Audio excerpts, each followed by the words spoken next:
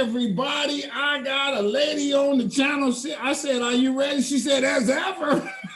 She said, I'm ready to go, man. I'm ready to go. This story is burning on my heart, and you're going to hear the story. And the thing about it is, it's so relevant to today of what we're going through in not just Black America, but I'm saying from Black America, from America in general, with this unique virus situation that's happening in the world. She's gonna address that and some of the concerns that we in Black America have. Man, I'm telling you on Strong Inspirations, I'm getting better at this. I'm telling you, this lady right here, when I found her, I had to ask her, please come on the channel. She said, let me think about it. I said, please come on the channel. She said, I'm busy. She said, all right, I'm there. And I can't believe she's on Strong Inspiration because I'm an ordinary guy. I'm just Anthony Brogdon. You know who I am. I'm the filmmaker, the author. And I've been doing these videos, and it's coming on strong with you. And strong, if you don't know, strong stands for strength, tenacity, resilience, and a sense of oneness, nobility, and grace. That's strong, right? And how about this? Hit that subscribe button on this channel. Don't keep this to yourself thinking you're gonna know everything and don't want nobody to know. Tell somebody. Hit the like button on this video for sure, because the sister got something that she gonna put on your head. I'm telling you. Hit the notifications bell so when I do upload this video, you get a ding. You can be the first to watch it. All right. And then, my friends, my Strong Inspiration family, tell somebody about the channel. All right. Those are the 4 things I want you to do. And then I got 2 more. Watch my movie. All right. I put 2 years of my life in this movie. I hired the crew. I found the interviews. I wrote the script. And it is good. I've been to 40 cities showing it on the rise of Black business in America. It's called Business in the Black. This the DVD. But if you don't have a DVD player, it's streaming on Amazon. And you can watch it wherever you watch your streaming services. And then, you know, I wrote the book, Black Business Book. It's got over 200 facts. Similar to the movie got interviews, the book don't have those, but it's got more facts. I'm much more thorough. Somebody wrote me a message, said this is the most comprehensive, easy to read Black history book they've ever run across. One lady sent me a message, she keep it in her purse. Black Business Book. It's also on Amazon, but if you want to cut the big man out on Amazon, go directly to my website, businessintheblack.net. All right, without further ado though, I tell you, I'm so excited she on the channel that I'm ready. Oh man, here we go. Watch out. Sister, introduce yourself. Tell us a little bit about yourself. Let's get it on. Well, good morning, Anthony, and thank you so much for having me. This is a humble pleasure for me to be on representing Voices for Our Father's Legacy Foundation. The foundation was started in 20. Did you say your name? My name is Lily Tyson Head. Oh, there you go. We got to know who you are. Okay, sorry about that. Right. As you said, you're just an ordinary person, so I'm just an ordinary woman. So, extraordinary things, I understand. Yeah, just an ordinary woman guided by the Holy Spirit. I love it. What city are you in? Pardon? What city are you in? I am in Wirtz, Virginia. My husband and I retired here from Connecticut. Okay. And by the way, I'd like to put in a plug as to where I am. It's a very special place. It's the birthplace of Booker T. Washington. And he stayed here until he was 9 years old when the end of the Civil War came to an end. and there's a national monument here. Where is the monument? It's in Franklin County, Virginia. My husband and I volunteer there at the monument, and they have a website, and you can go on and just type in Booker T. Washington National Monument, now, and you will come on. What's there? What's there? Yes. Is a replica of the cabin where Booker and his mother and brother and sister live. His mother was the cook on the plantation. There's a monument there. There's a farm that has an heirloom garden. And we also have animals. It's pretty much a replica of what it was like while Booker was living. And there's a beautiful visitor center. There are rangers there that tells the story. There's a walking trail that's there. So it's wonderful. And what is the foundation that you do? Okay, the Voices for Our Foundation was started in 2014. And it was started by descendants. And it came about with our having gathered together since 1999, when the National Center for Bioethics in Research and Healthcare was open at Tuskegee University. And the Bioethics Center was a part of the support that was given after then President Clinton apologized to the 8 remaining men in that study, to build a memorial, not a memorial, but a museum, to help start a museum and to start the Bioethics Center. So the descendants had been gathering there to commemorate the apology. And then in 2014, we decided to do more than just go and commemorate it. We wanted to uplift that legacy, because what it had done was left a legacy of those men painting a narrative and an image of their lives very negatively.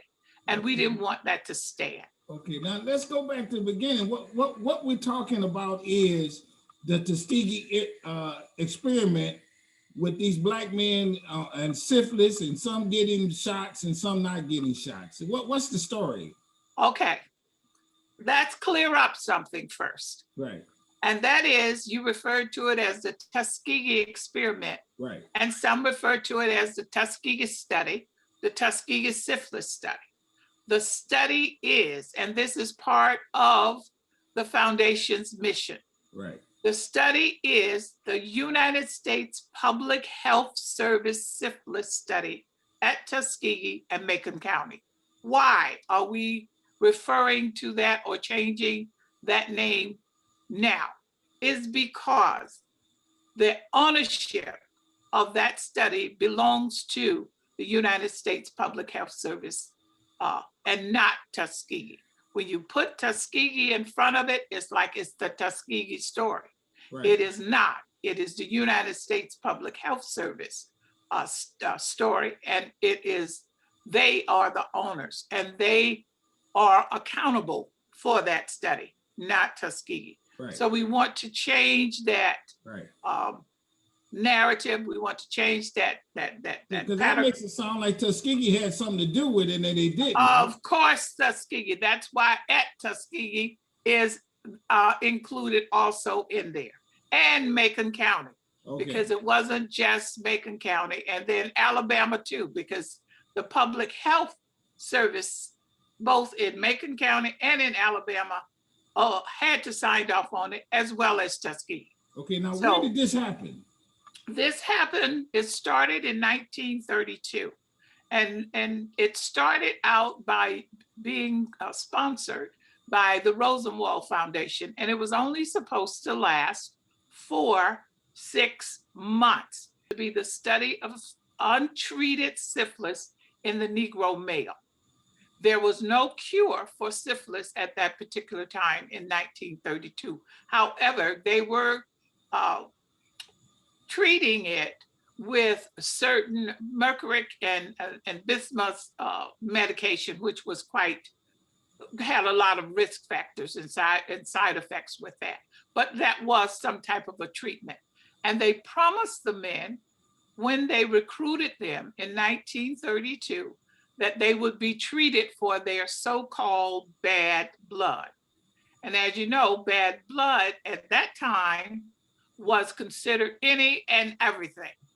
So they told the men they had bad blood and they were going to treat them. They were also going to provide them with some type of burial insurance, as well as give them a hot meal when they came for their so-called treatment or their blood works, and provide them with transportation. Okay, So let me stop you there. So now, was syphilis running wild at that time? there was a large number of people in Alabama, all over actually, with the disease of syphilis. Yes, Okay. there was there. But let me add something too.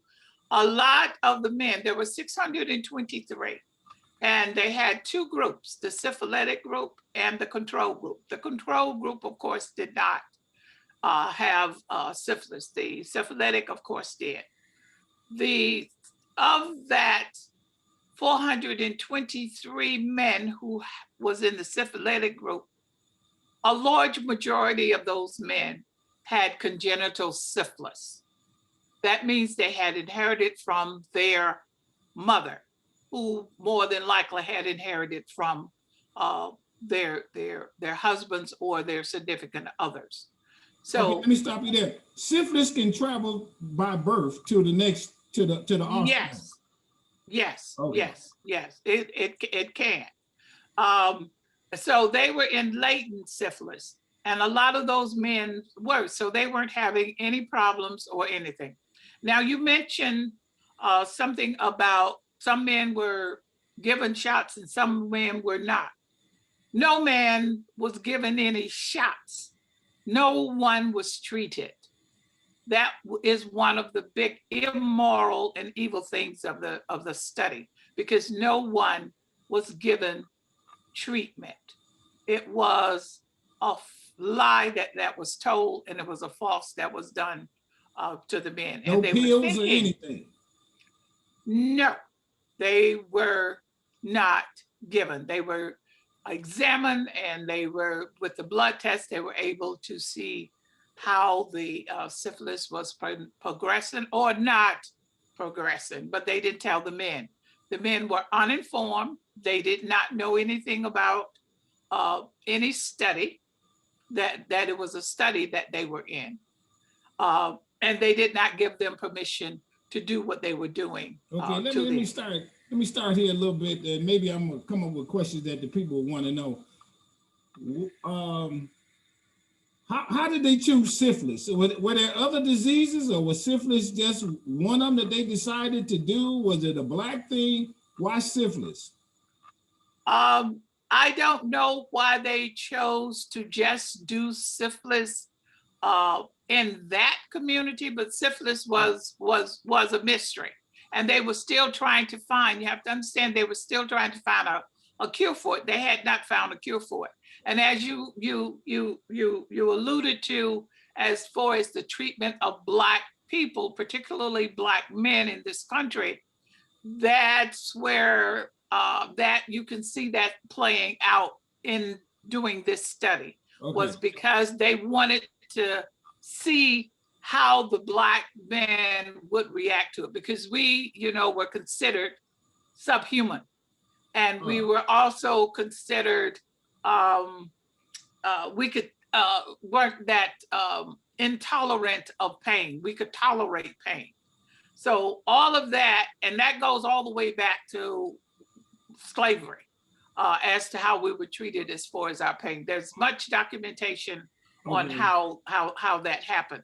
So you could see that. I before I go any further, I don't want to leave that Rosenwald Foundation hanging, because after the Depression set in, Rosenwald wasn't able to continue to fund the study. And that's when the United States Public Health Service picked it up, and they kept it up. So that's why. Let is me their stop you there. study. Okay, Right. did white men have syphilis too, or just a black? Oh, yes, yes, yes. And they knew. And you have to remember that the Oslo study in Norway at the turn of the century had all of the science behind it as to how syphilis affected the body. All of that was known. Yet, because of the Jim Crow law, racism, uh, and this eugenics that was floating out there about the lack of tolerance that the black male had, that's why they wanted to do it with the black male. Was there, okay, at the beginning, when this all happened, was the intentions good at any point in time to really learn something about how to treat syphilis? Or that was never, that never really became the focal point, or they really moved on it in a efficient, good manner? Was there ever any good intention with this? I would say that with the way that it was presented to Tuskegee at the time, as far as the science, and because there was no cure, I think that intent was good. Okay. Okay. The second intent was also to see how it was affecting black men, because they had not done that with, I guess, with black men before with that large number, but not for it to last that long. Okay. And another part of the evilness of this study was after penicillin, which was the cure in the mid 1940s came about, they still denied those men the treatment. They wouldn't allow them to get the treatment, and they would follow the men, because all of the men did stay in Tuskegee. Okay. They moved. Okay. And they were still traced or tracked, and was on a list to be denied the treatment of penicillin. Okay, let me ask, how did they come to Tuskegee to do this? How did Tuskegee get involved in it? Okay, Tuskegee was recommended by Dr. Thomas Perrin. He was with the Public Health Service. He was a white guy. And right. He's a white and guy. Okay. He had done some research and found where there was a large number of people in Macon County that had syphilis. Now, before that, Tuskegee had established a relationship with the Rosenwald Foundation. You're familiar with the Rosenwald schools now, the in Booker T. Rosenwald Foundation Washington. built a lot of schools. Right. They had, there was a relationship there. So if you have that relationship that exists, and you have Rosenwald who was willing to fund it, and Tuskegee believing in what, the funding and so forth for Rosenwald, and then looking at the possibility of perhaps becoming involved in a very, I guess, beneficial scientific study, research, and so forth, it would help them along the way. So you can see the intent. The intent was honorable. Okay, now at that particular time. We're talking about the Tuskegee University. Yes. And these black men lived in the area.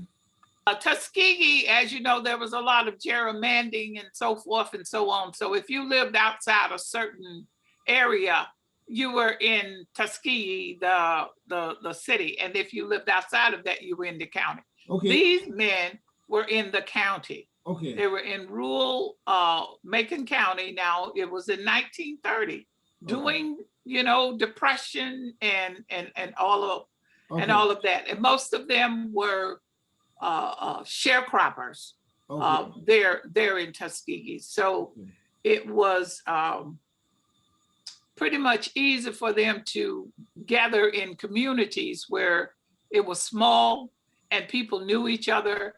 People trusted each other. So if one person did it, the other person would think about doing it too. And that's evident with the people in the family. Yes. Okay. You have to also understand the men didn't know what to have. You know, the ones who had the symptoms and were suffering and everything, they wasn't clear on exactly, you know, what was going on with their bodies. That's why they were seeking help. I got you. The Rosenwald catch up with Tuskegee. Tuskegee has a medical school or something like that? No, Tuskegee does not have a medical school. That was one of the things that could have been a possibility if things had turned out better. But there was a VA hospital there. At Tuskegee? At Tuskegee, yeah. Okay. So what role did Tuskegee play in the study? Pardon? What role did Tuskegee play in the study? As far as I have found to be true, is Tuskegee recommended a doctor there, Dr. Dibble, and a nurse Rivers. Are they Black? Yeah, they were Black. And it's also some of the findings in my research, there were other Black doctors who had also participated in some way, shape, or form. And Tuskegee had the John A. Andrew Hospital there. It wasn't a medical hospital, but it was a hospital for Blacks there in the city, because there was only one other, and that was for, you know, primarily whites. Blacks didn't go there. So the school had Johnny Andrew Hospital there, and they could bring them in there for their so-called treatment. And the ones who needed to come there, all of them didn't go. So what Tuskegee played was, the men who were part of the study, they went to the campus or the hospitals at Tuskegee to get whatever treatment they were supposed to get, whatever study they had on them. That all happened on Tuskegee grounds. Right, Tuskegee grounds or the VA. And I'm also finding that some of the men went to Birmingham and possibly Montgomery.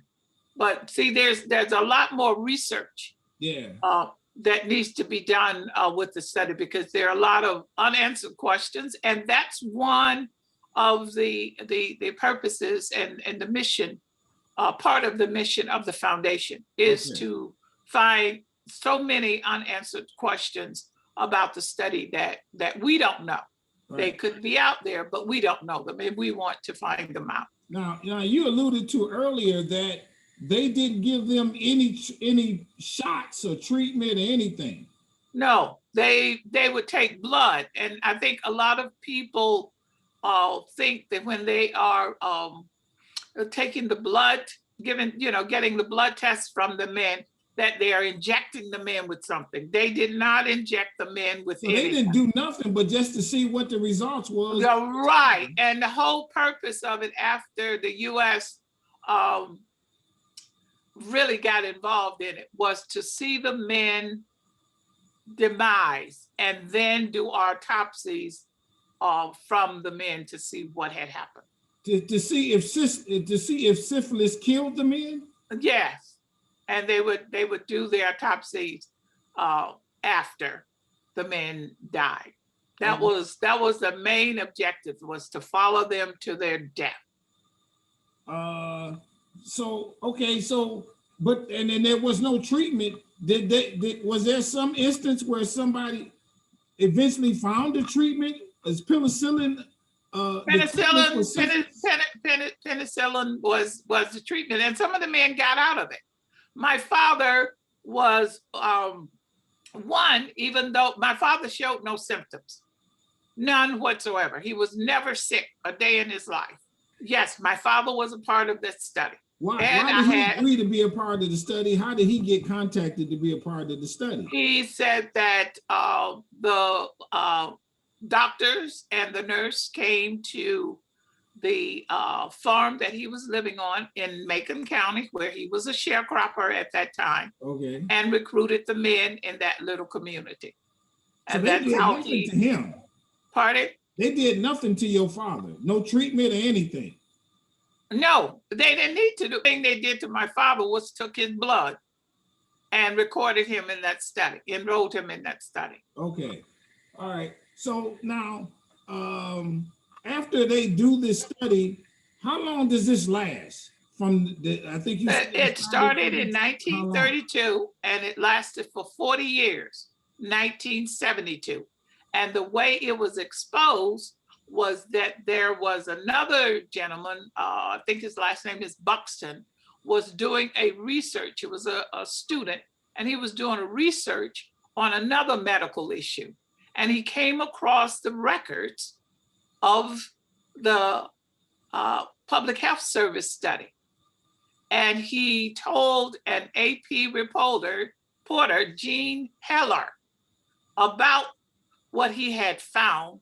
And she did her research and she reported on it in July of 1972. Okay. So and that's when it was all exposed. But it went on for 40 years. None of the men knew they were in a study. The majority of the world, I would say, didn't know anything about the study. Okay, but it was known. Understand. How did they not know they were in the study when they kept going to Tuskegee to get their blood drawn for some reason? Just like you go to the doctor every so often to check to see if anything's wrong, if you are ill. I see. Yeah, so if you think you're being treated for something that you have, you will go. You don't have to know it's a study. You could be in a study now if the doctors are not, if the doctors are dishonest with you. I got you. Now, okay, how about this? But I go and they don't do nothing to me, what you tell me. They didn't shoot me with something. They didn't give me any pills. If they would give them some kind of a placebo pill or something, like if they said they had a headache or something like that, or maybe an aspirin, but nothing for treatment as far as the disease that they had. So the guys noticed that there's no treatment and I'm not feeling any better. Do the guys sometimes, and I like in other instances, they go to other doctors and say, hey, I'm not getting nothing is happening over here at Tuskegee. Can you come up with something to help me deal with whatever ails me? Some of them, very few of them might have, but these are poor sharecroppers. I got you. Most of them didn't have the transportation. I got you. To go in. These were vulnerable people who needed the most honest treatment possible, and they were denied and deceived. Yeah, it's not like I think you're looking at it the way you would react today, but you have to go back and see when you don't have anything, and here you want more, and here you have an opportunity to have little bit better health care. The doctors are supposed to be educated, supposed to know what is going on and know what is right for you and everything, and you trust them. And that's the big thing, is the trust. Okay, I got you. Let me ask you this. This is gonna I maybe clear this up in my mind. What, in simplest terms, what did the people conducting the truth, what did they do wrong?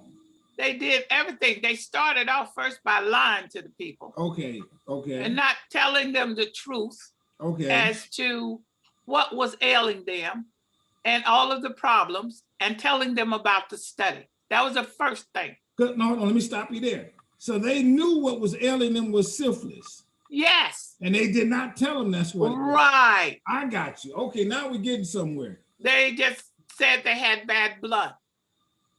So, hey, man, you come up here, you got these boils and stuff like that. We're not telling you syphilis. We just telling you something else. And that's blood. Okay, now, what's the second thing they did wrong?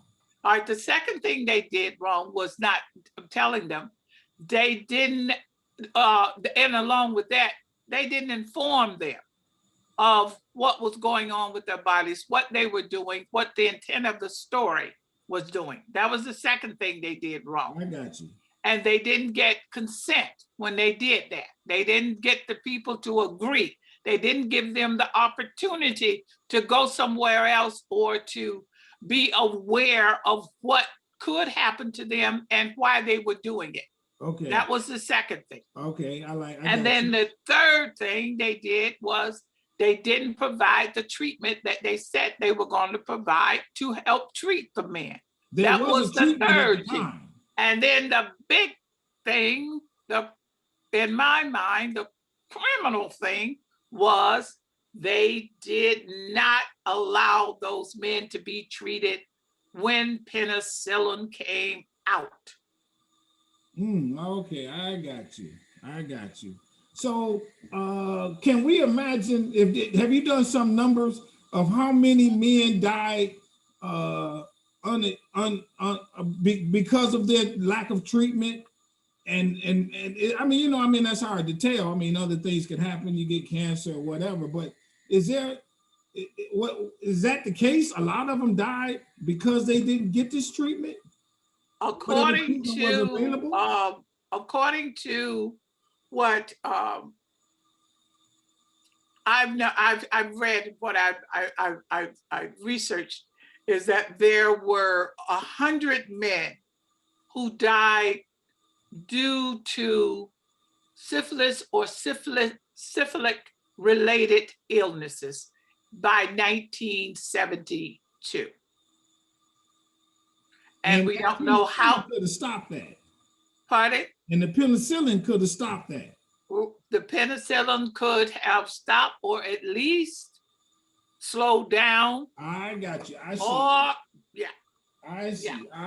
I see. And at least probably cause less suffering, with some of those men. Okay, I see. And then we don't know how many died from related syphilitic causes between 1972 until the end of the, until the end of the end of the century. Only 8 were living when President Clinton apologized. There were only 8 men living. My father died. How old were those men? How old were those? They were not. They were all in their mid to late 90s. Okay. All right. I guess does Tuskegee apologize for being a part of this? What's their take on it? Tuskegee has, I don't know about a public national apology from Tuskegee, but I do know that there is, I guess I would say remorse or whatever. Okay. In the study, and Tuskegee also feel as though they were victims too, because they weren't fully informed as to how things would go. As we kind of come to a close, let's say, was there a report made? Was there any benefit from this study? Did they learn anything that they published in a paper that gave some idea of a benefit? If nothing else, not that we know. That's part of the foundation's mission, is to find out, because we don't know how the blood tests were used or researched, because they took blood for all of those years. We don't know how the research was used on that. That's part of our mission. We don't know if any of the tissues from the biopsies are still around, and if they are still being used, or how they were used when they had them. We know they got specimens, and we don't know how they're used and whatever kind of benefits that might come from that. But from the research part on that, but the protocol, the laws were changed as far as how you do biomedical research in this country. And the Institutional Review Board, which is highly critical of all biomedical research now, is in place because of that. And this study is used throughout the world on how to not do unethical research on human beings. Okay. Was penicillin discovered as a result of this research in any way? I don't know. I can't answer Okay. that, but I do know they found that penicillin would cure. Okay. As and the foundation is doing its great work. Let me ask you this: how do we relate this to African American, Black people, our brothers and sisters, hesitancy to use the virus vaccines that we are under today? What's your take on that? That's I think is because of the misinformation that's out there about the men being injected with the virus. A lot of people believe that the men were injected with syphilis. They were not. So that's misinformation. And then another one is because of not complete transparency of the study. For instance, like what happened to the research and so forth and so on. They don't know if they too will be becoming a part of a study. I got but that shouldn't be, because everybody in the world is a part of the study. Yeah, right. That's right. That's what I Yeah. said. Yeah. So that should be, and the misinformation there. So when you have those misinformation facts, and you're not clear on what has happened and how it relates to us today, it's you can come to that conclusion that I don't want to do it. But what I would like to encourage everyone, especially my sisters and brothers, is that the men were denied treatment. We are not. We're not denied the treatment. Tell it. And we have more information. If we don't have it, we can get it. Yes. And we know what vaccines can do, because we've come through all kinds of epidemics in our lifetime that vaccine has taken care of.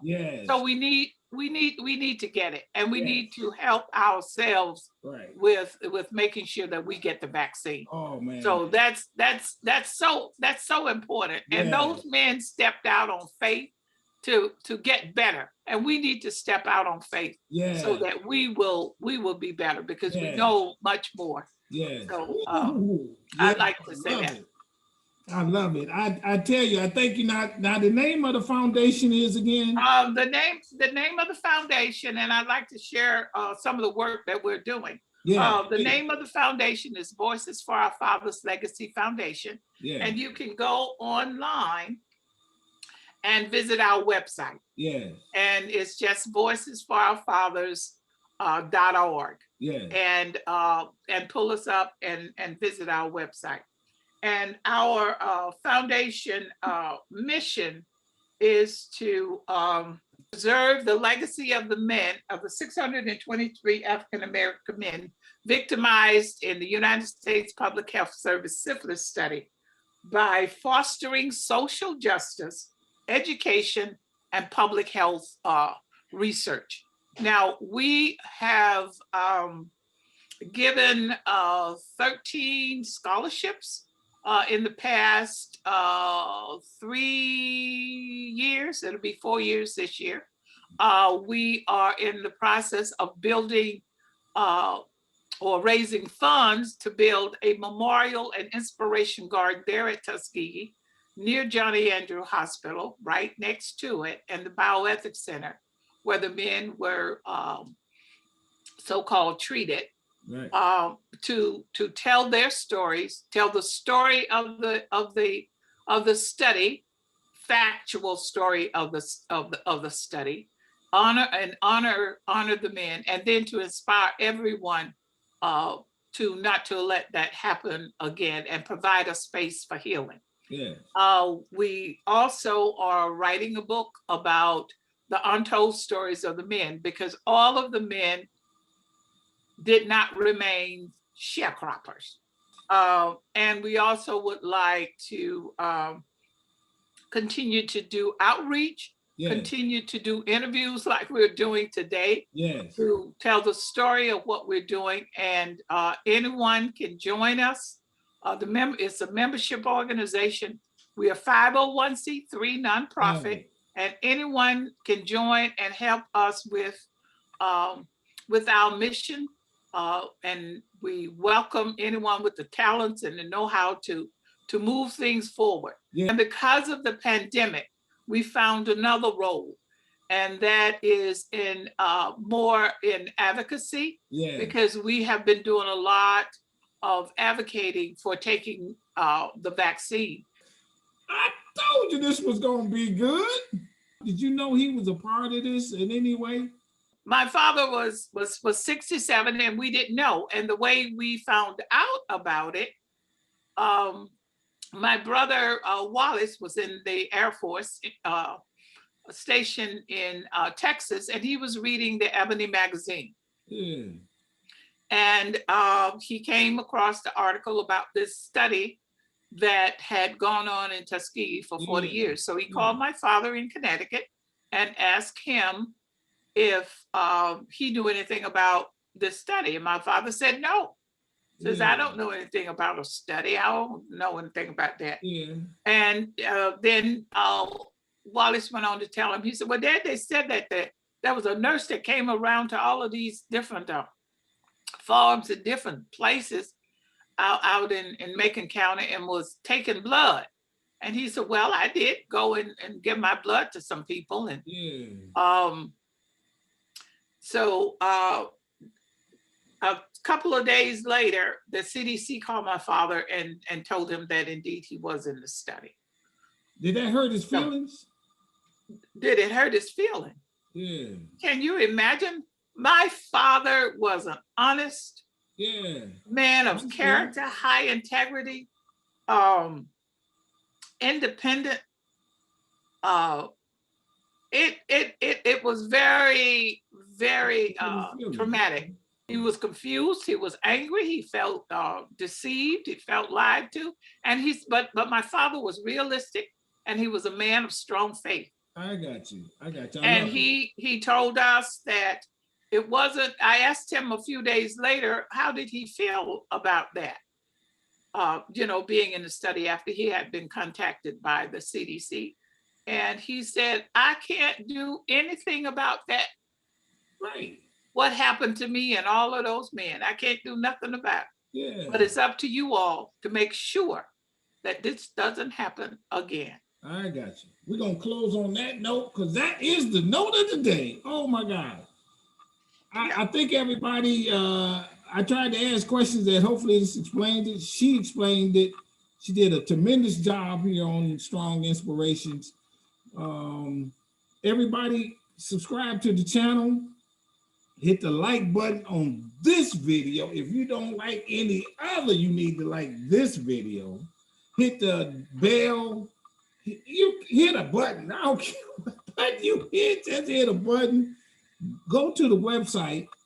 It's going to be in the description. And do y'all have a gala or something like that? Y'all do a dance? Do y'all meet down at Tuskegee once a year to have speakers, anything like that? What we do is every year, of course, we commemorate the presidential apology there at Tuskegee. Oh, but okay. We also have added a day of healing.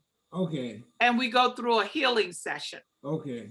On the Monday, and then we participate in public health intensive, which is sponsored by the bioethics center. And then on that closing out, we have a commemoration luncheon banquet. They can go to the website and donate, and they can also become members. All right. Everybody, that's Strong Inspirations. Sister, I say to you in this regard, with all sincerity, I want you to stay strong, stay safe, Stay on your grind because we love what you're doing, and then other people on that board and them people that volunteer at that foundation. I thank you so very much for being on the show. Everybody, we out. Bye-bye. Thank you.